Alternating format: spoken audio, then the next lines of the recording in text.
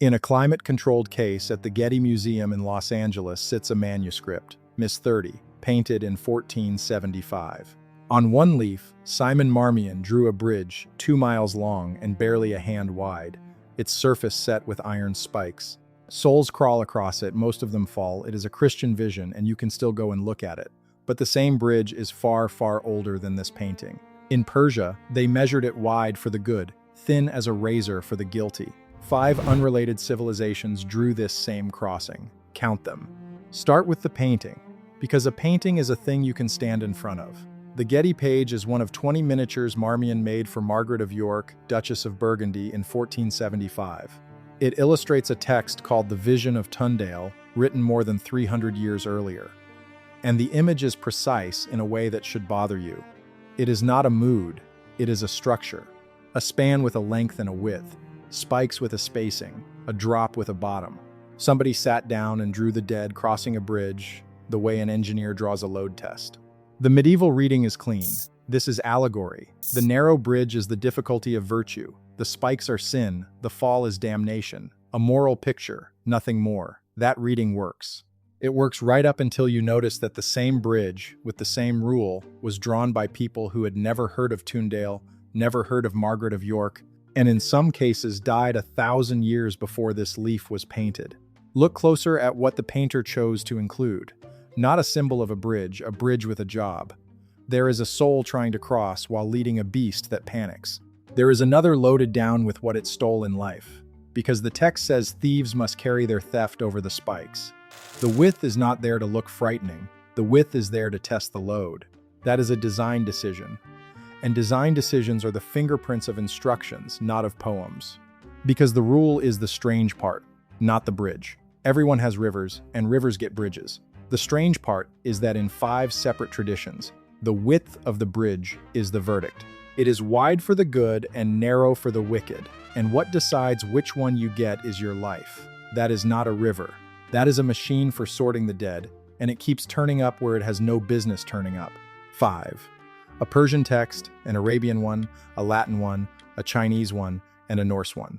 Let me walk you across all of them, and let me start with the one that did something the others only imply. It gave the width a number. Go back to Persia, to the oldest of these crossings, and to a text that was never meant to be studied in a seminar. It was meant to be used. The Zoroastrians called it the Chinvat Bridge, the bridge of the separator, of the one who sorts.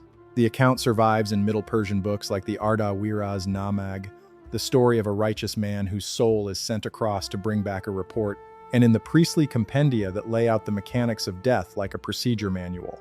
And that is exactly how they read. Here is the number. When a righteous soul comes to the bridge, the text says it becomes 37 poles wide. In another version, a full frasang, a unit of distance you could walk. When a wicked soul comes to the same bridge, it turns narrow. The word the manuscripts use is a razor's edge. Same bridge, same span. The width is not fixed. The width is the sentence. Sit with that. Symbols do not usually come with a measurement. You do not write the difficulty of virtue is 37 poles wide. That is not how metaphors talk. That is how instructions talk. And the crossing is not a vague passage into light. It is scheduled. The soul waits 3 days by the body, and at the dawn of the 4th day it goes to the bridge. Someone is standing there. A divine figure named Rashnu holds a balance and weighs the good deeds against the bad, the way a customs officer weighs a case. Another meets the soul in the shape of a young woman, beautiful, if the life was good, hideous, if it was not, and she is not decoration. She is the sum of what you did, walking toward you with a face. In the story of Arda Wiraz, the man sent across to report back. She tells the soul plainly what she is. Your own thoughts, your own words, your own deeds, given a body. 2 dogs with 4 eyes guard the span. The good cross to the house of song. The wicked feel the bridge thin under their feet until there is nothing to stand on, and they fall.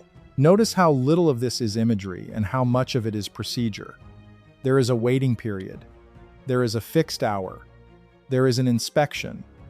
There is an escort whose appearance is the readout of a life. There is a pass condition and a fail condition. And the fail condition is mechanical. The surface simply stops being wide enough to hold you.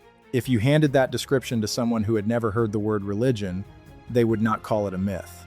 They would call it a checkpoint. Count what that text hands you. A named crossing, a width in poles, a timer set to the fourth dawn, a figure who weighs you, a figure with your own life for a face, a penalty for failing. That is not the vocabulary of poetry. That is the vocabulary of a border. Now hold that razor image in your head, narrow as a blade for the guilty, and travel to Arabia, because the same image is waiting for you there. In Islamic tradition, the dead must pass over a bridge laid across hell. Its name is Sirāt. The Quran says every one of you will come to it. And a saying of the Prophet, recorded in one of the most rigorously authenticated collections, describes what it is like. The bridge, it says, is thinner than a hair and sharper than a sword. The good cross it at speed, some like lightning, some like the wind. The guilty are slowed and snagged, and some go down into the fire below. And the same tradition keeps the mechanics too. The crossing is graded. The best cross like lightning, then like the wind, then like fast horses. Others run, others walk. And the worst are reduced to crawling, while hooks set along the span snatch at them and drag some down into the fire.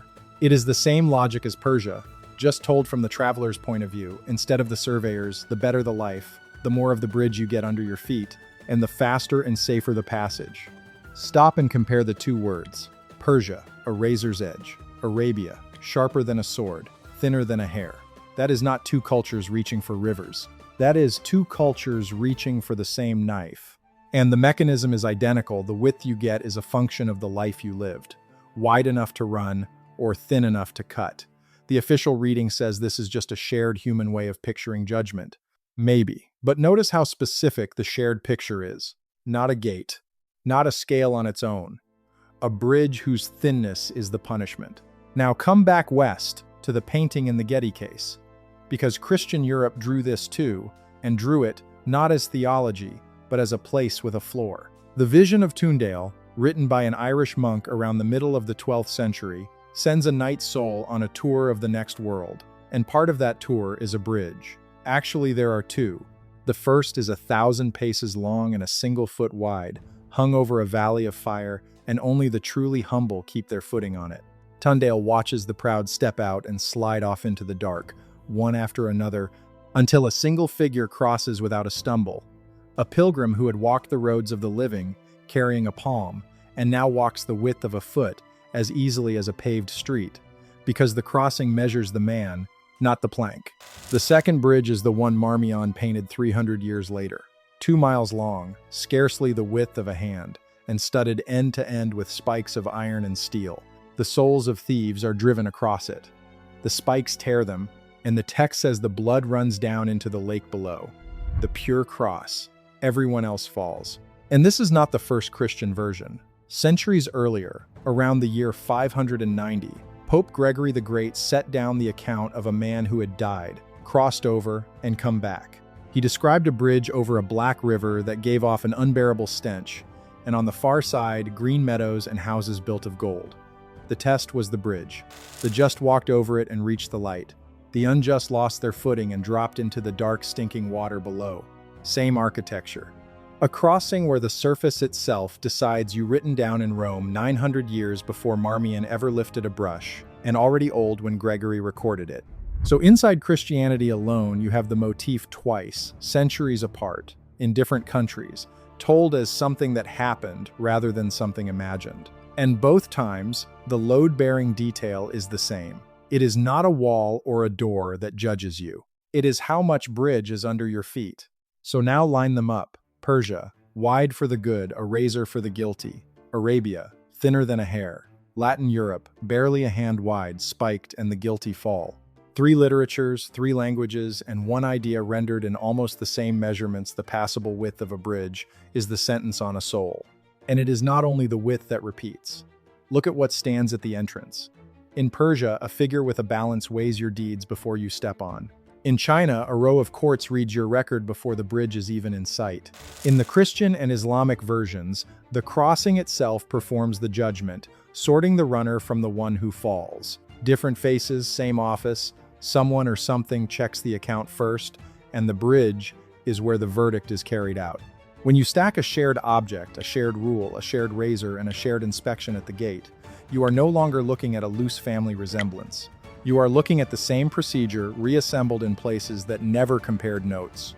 Here is where an honest person has to slow down, because there is a clean explanation and it deserves to be said plainly. Scholars will tell you this is what human minds do. Judgment feels like a narrow passage. Death feels like a crossing. Of course, separate cultures invented a bridge that is easy for the good and deadly for the wicked. It is a natural metaphor, and natural metaphors show up everywhere. That is the mainstream reading, and it is not stupid. But watch how hard that reading has to work. It is one thing for two cultures to invent a river.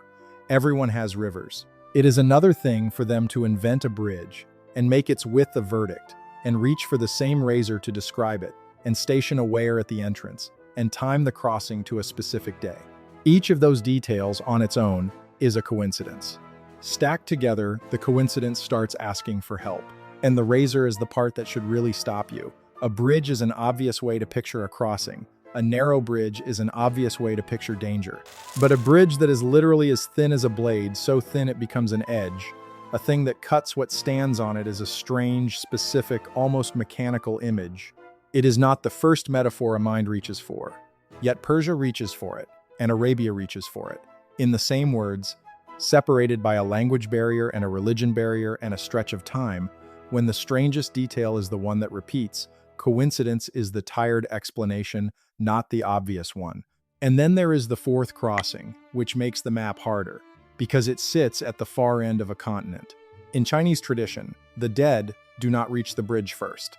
They are marched through a sequence of courts, each with its own judge and its own ledger of what they did, and only after they are sorted do they come to a bridge in the underworld called the Naihe Bridge, the Bridge of Helplessness. And the sorting is built into it. In one telling, there are several bridges, a gold one and a silver one for the virtuous, an ordinary one for the middling. In another, the single bridge has levels, an upper way the good cross with ease, and a lower, treacherous edge where the wicked are pushed by copper snakes and iron dogs into a river of blood beneath. At the far side waits an old woman named Meng Po with a bowl of soup that erases everything you were before you are sent back into the world. The grade of the crossing you get is set by the life you lived. Wide and gold, or thin and falling. It is written down, too laid out in a widely circulated underworld text, the Jade Record, that reads less like scripture and more like a manual of procedure. The courts, the order, the punishments, and at the end, the graded bridge and the cup that wipes the memory. Once again, the crossing is not a mood. It is a system with a floor plan. Now look at the distance. Persia to China is 4,000 kilometers of mountain and desert. The Chinese crossing grows out of a folk mixture of Buddhist and Taoist ideas, and honestly, transmission along the Silk Road as possible ideas did move on those roads. But the further the same rule travels, the less everyone just invents this satisfies, and the more you are looking at a specific object appearing in specific places it should not. So which is it? Did the idea spread, or did it surface on its own? Be honest about the map. Persia and Arabia had every chance to share. Islam rose next to a Persia soaked in Zoroastrian teaching, absorbed its empire within a generation, and many historians of religion think the older bridge stands directly behind the younger one, that the Sirāt is, in part, an inheritance. That link is strong. Persia and Christian Europe are further apart, and here the scholarship splits. Some trace the test bridge west, through late antiquity and its contacts with Iran. Others insist the medieval visions grew from purely Christian roots. That link is argued, not proven. China is further still, and the honest verdict is that transmission is possible but thin. And that leaves one tradition that breaks the pattern entirely. And it is the one that keeps me honest. Go north. The Norse had a bridge to the land of the dead too. It is called Gjallarbrú, and it spans the river Gjöll on the road to hell. In the old account, the god Hermother rides 9 nights to reach it, and finds it roofed in glowing gold, watched by a maiden who tells him the bridge thunders more under his single living body than under 5 whole companies of the dead. It is vivid. It is unmistakably a bridge of the dead. And it does not change width. There is no razor here, no verdict in the span, no measurement. It is simply the way across. That matters, because if the width rule were just a reflex of the human mind, the Norse, who had the bridge, had the river, had the crossing, should have reached for it too. They didn't. which means the rule that shows up in Persia and Arabia and Europe and China was not inevitable. It was a choice. And a choice that keeps getting made, across languages that never touched, is a different kind of problem than a metaphor. There is one more honest gap. The oldest Persian scriptures did not come down to us whole. A great deal of the Avesta was lost, and what survives was gathered, copied, and reconstructed by later priests, so the earliest wording of that width in poles is read through hands that came centuries after. We cannot always reach the first version of the measurement. The absence is real, and it cuts both ways. It means the very origin of the rule is partly missing, sitting just out of reach in the broken columns of the manuscripts, which is exactly where the strongest evidence and the strongest doubt would both be hiding if either existed. None of this proves a bridge waits for anyone. Let me say that flatly, because the point does not need to be oversold. There is no span over hell that a surveyor could measure. What there is a record, several records, in tongues that never met, that all describe the crossing the same way and all make the width the sentence. The coincidence reading may still be right. It is just no longer light. It has to carry Persia and Arabia and Europe and China and the same razor and the same weigher and the same rule, all at once. And the object is still there. Miss 30 is still in its case at the Getty. Simon Marmion's spikes are still legible under the glass, 550 years after he painted them. A bridge 2 miles long and a hand wide with the dead falling from its edge. You can book a ticket and stand in front of it.